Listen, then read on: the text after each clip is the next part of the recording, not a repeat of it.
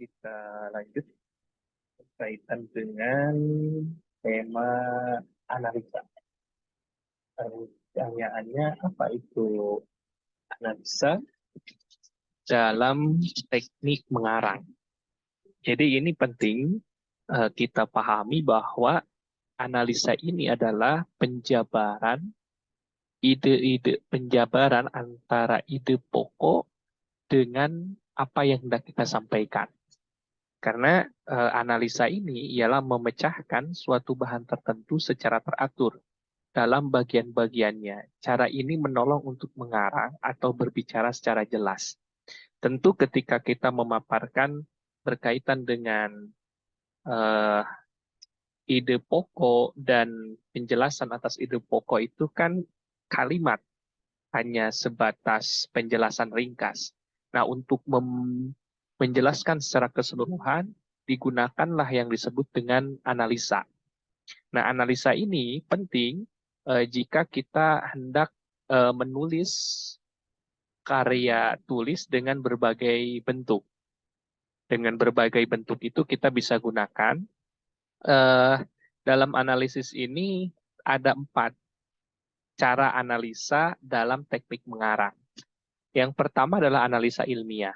Tentu ininya sifatnya lengkap dan abstrak berdasarkan data, informasi, yang ini bisa digunakan dalam penelitian tugas akhir.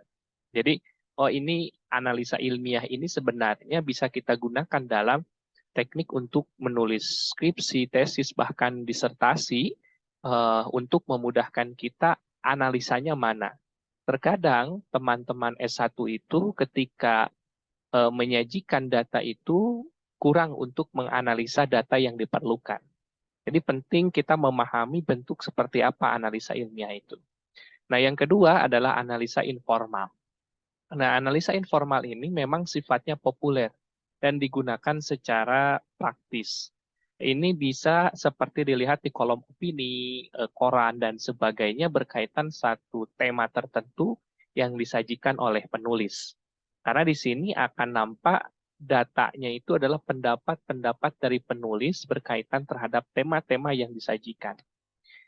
Lalu yang ketiga adalah analisa strukturil, yakni menyebutkan bagian-bagian atau unsur-unsur yang membentuk keseluruhan yang jelaskan satu demi satu. Maksudnya bagaimana?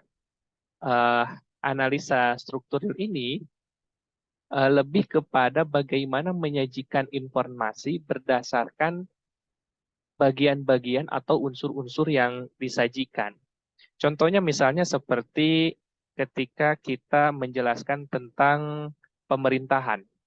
Nah, ketika menjelaskan tentang pemerintahan, maka di dalam pemerintahan itu ada namanya eksekutif, ada namanya yudikatif, ada namanya legislatif.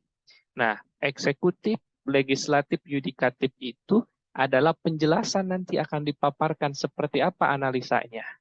Analisis strukturil ini sebenarnya kita berupaya untuk mengkategorisasikan dalam proses analisis yang dilakukan. Sedangkan analisis kronologis digunakan untuk memudahkan kita dalam penyajian tulisan berdasarkan urutan waktu. Urutan waktu bisa urutan waktu berdasarkan tahun, berdasarkan periode, ataupun berdasarkan abad. Contoh misalnya sejarah perjuangan nasional kita bagi menjadi 4 periode. Tahun 1908 sampai 1927 disebut dengan zaman perintis. Tahun 1927 sampai 1998 disebut sebagai zaman penegasan. Lalu tahun 1938 sampai 1942 zaman pencoba. Tahun 1942 sampai 1950 sebagai zaman pendobrak. Nah, itu kan bentuk-bentuk kronologis. Atau misalnya kita dalam studi keislaman, misalnya perkembangan hadis dalam dunia Islam. Kita lihat daripada masa Nabi, sahabat, lalu sahabat kecil, tabi'in, lalu ulama, dan hingga hari ini. Itu kan proses pembagian secara kronologis. Oleh karena itu, analisa ini adalah sesuatu bangunan yang penting digunakan oleh pengarang untuk memperoleh landasan kokoh bagi karangannya. Ini dibutuhkan lebih-lebih untuk menulis karangan yang lebih pendek dan bahkan bisa juga secara luas, secara panjang lebar seperti skripsi, tesis, bahkan disertasi. Dan ini memang digunakan pada sub-sub tertentu ketika kita hendak menyajikan suatu informasi ataupun data yang diperlukan. Nanti kita akan coba analis seperti apa bentuk 4 contoh ini pada sesi selanjutnya. Terima kasih. Kita lanjut pada pembahasan selanjutnya.